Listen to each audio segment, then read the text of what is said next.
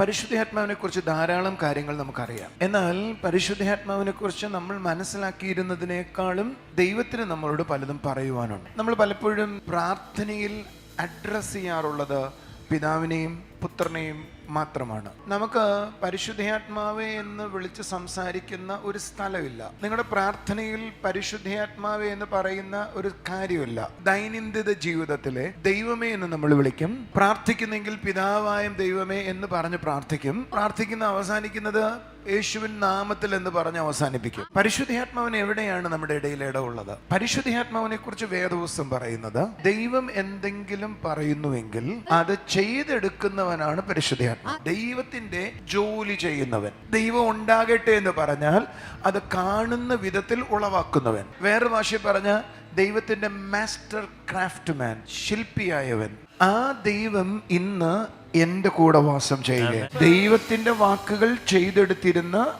അതേ പരിശുദ്ധാത്മാവ് ഇന്ന് എന്നോട് കൂടെ വാസം ചെയ്യുന്നത്.